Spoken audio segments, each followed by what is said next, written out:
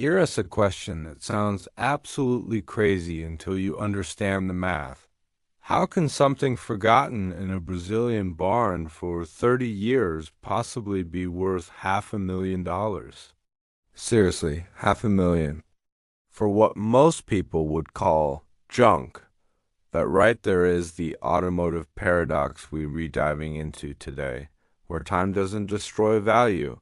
It creates it in the most unexpected places. Now, I want you to think about your own garage or storage space for a second. What's in there that you've completely forgotten about? That old lawnmower from the 90s, maybe some boxes from when you moved. Stuff you keep meaning to deal with someday. We all have those spaces, right? Places where time seems to stand still, where objects enter and just remain. Well, in rural Brazil, some days sometimes last 30 years. And in one particular barn connected to a famous musical family, some day preserved something extraordinary. Here rests the painful truth most people don't realize. We're surrounded by potential treasures we completely overlook. We dismiss old things as just junk. We clear out attics without looking properly. We miss the stories right in front of us. I've seen it 100 times. Families selling grandfather's old car for scrap, only to discover later it was worth six figures. That gut-wrenching, if only I'd known moment. But what if you could develop the eyes to see what others miss? What if you could spot value where others see only decay? Today, I'm taking you to São Paulo's coffee country, where a tip from a Brazilian collector led us to a barn that hasn't been properly opened since the 1990s. We were going to walk you through the entire discovery process, from that first creak of the barn door to the moment we realized what was under the tarp. You'll learn how to identify genuine barn finds versus ordinary storage, how to assess untouched classics, and most importantly, how to develop what I call time capsule vision, seeing potential where others see only the past. But here's what I need you to keep in mind as we begin. Sometimes the most valuable things aren't found in banks or museums. They're found in the places we stop looking. Here's a story that sounds like fiction, but I swear it's absolutely true. A Brazilian collector friend of mine, been in the classic car game for 40 years, gets a tip about a rural property in São Paulo's countryside. The owner? Let's just say he's connected to one of Brazil's most famous musical families. Now, this isn't some celebrity garage tour. It's something far more intriguing, a barn that hasn't been properly opened in 3 decades. Imagine getting that call. There might be something in the back barn, but honestly, we haven't looked in years. Right there is the holy grail for us time capsule hunters. The untouched, the forgotten, the genuinely mysterious.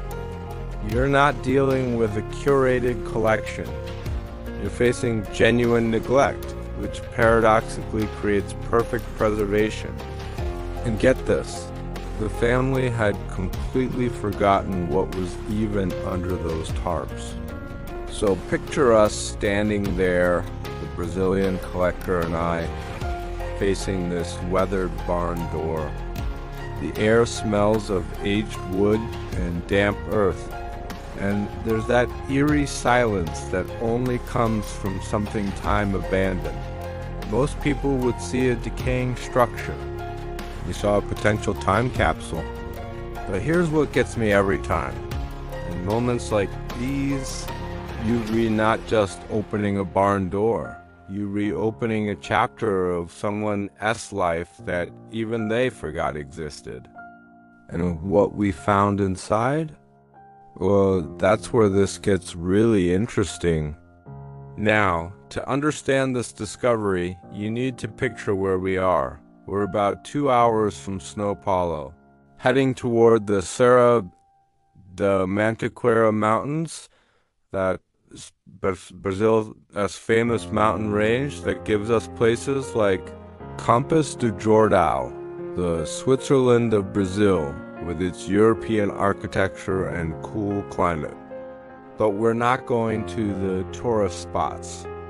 We're veering off toward the coffee plantations, where the real Brazil preserves its history almost accidentally. This area is known for two things: incredible coffee production that's been happening since the 1800s, and families who've owned land for generations, passing down everything, including things they've completely forgotten about.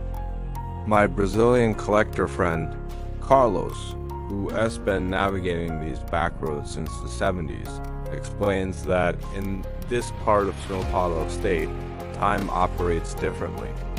You've got colonial-era chapels next to modern coffee processing plants, dirt roads that lead to million-dollar farms, and barns that look like they're about to collapse, but are actually preserving automotive history perfectly. Carlos has a saying, in Brazil, we don't restore cars, we remember them. And he was right, because the humidity and stable temperatures in these old brick barns create a natural preservation environment that collectors would pay thousands to replicate artificially. As we drive past the famous Represa de Guaraparanga Reservoir, a huge water source that São Paulo depends on, Carlos points out that this whole region has been São Paulo's weekend escape for wealthy families since the 1950s. That's the crucial detail. When rich Paulistanos bought European sports cars in the 60s and 70s, they'd drive them out here to their country homes, and sometimes those cars just stayed. They'd break down, get pushed into a barn temporarily, and become part of the farm's architecture. But as we pull up to this particular property, I'm noticing something about the barn's construction, the way the roof sags, the specific type of wood used. That tells me we might be looking at something preserved since the 1970s untouched. Imagine this. You stumble upon a dusty, forgotten barn. You pry open the heavy wooden doors, and the sunlight cuts through decades of dust, revealing the silhouette of a classic car. For one man in Brazil, this wasn't a dream. This was the incredible moment he discovered a true automotive gem, a 1973 Alfa Romeo GT Jr., hidden away from the world for years. This isn't just any old car. This is a legend.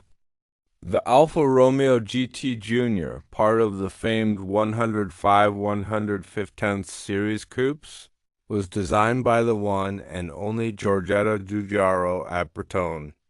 Think of it as the baby brother to the iconic GTV. It was created to sidestep a tax law in Italy that hit harder on cars with engines larger than 1.3 liters. So Alfa Romeo brilliantly fitted this stunning body with a smaller, punchy 1.3-liter twin-cam engine. It was a clever move that made this gorgeous sports car accessible to a whole new generation of driving enthusiasts. Our story's hero, a passionate car lover from Brazil, had heard whispers, local legends, really about a classic Alfa tucked away in a rural barn. And those people would dismiss it as folklore, but his curiosity got the better of him. He decided to investigate. After some searching and talking to locals, he found himself standing in front of the very barn from the stories. The air was thick with anticipation. Was this a wild goose chase, or was he about to uncover something extraordinary? With the owner's permission, he slid the creaking doors open, and there it was.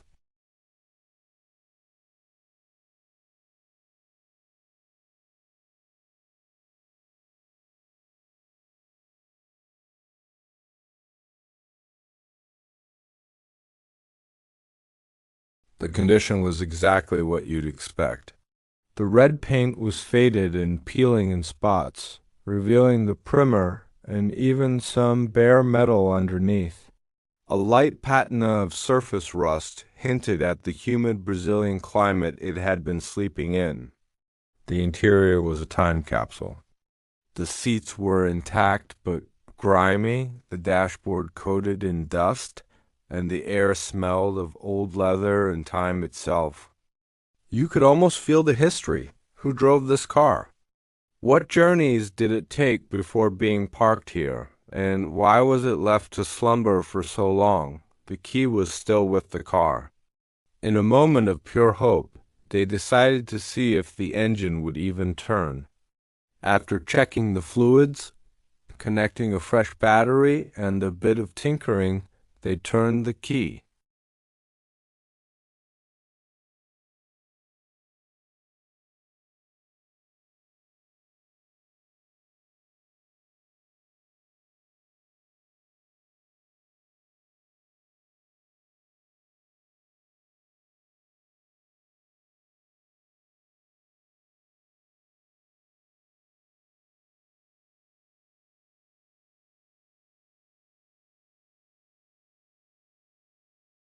The new owner had a monumental task ahead. This wasn't just a simple cleanup. This was a full-blown, ground-up restoration project. The first step was the extraction. Carefully, they aired up the tires, which miraculously held air just long enough, and slowly pushed the Alpha out of its dusty tomb and into the Brazilian sunlight for the first time in what seemed like an eternity. It was a breathtaking moment. Even in its neglected state, the Giugiaro design was stunning. The proportions, the curves, the signature Alpha grille, it was all pure automotive art. Once it was out, the real assessment began. The body, while looking rough, was surprisingly solid. The dreaded rust that plagued so many old Alphas was mostly on the surface. The chassis and floor pans seemed to be in decent shape, a huge relief for any restorer. The engine bay was complete. Nothing major was missing. All the original components, from the Weber carburetors to the air filter housing, were still in place. This meant the restoration could focus on bringing the car back to its original factory specification, a much more rewarding and valuable endeavor. The plan was clear, a full nut and bolt restoration. Every single piece would be removed, cleaned, repaired, or replaced. The body would be stripped down to bare metal, any rust professionally repaired, and then repainted in its original glorious red. The chrome would be replated to gleam once more. The engine and gearbox would be completely rebuilt, ensuring that classic Alfa Romeo twin-cam roar would once again echo through the streets. Inside, the same meticulous attention to detail would be applied. The seats would be reupholstered, the dashboard restored, and every gauge and switch made to work as it did the day it left the factory. The goal wasn't just to make it look good, but to make it feel and drive like a brand new 1973 GT Junior. It's a journey that requires immense passion, patience, and skill. But for the new owner, this is more than just a project. It's about resurrecting a piece of automotive history. This story is a beautiful reminder that there are still hidden treasures out there waiting to be found.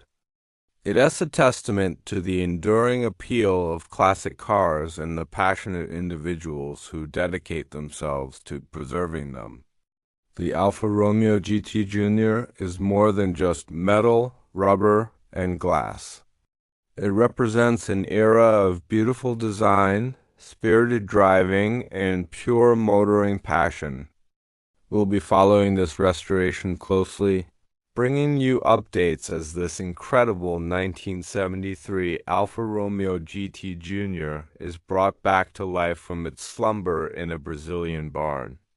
From the engine rebuild to the first coat of fresh paint, it's going to be an amazing transformation.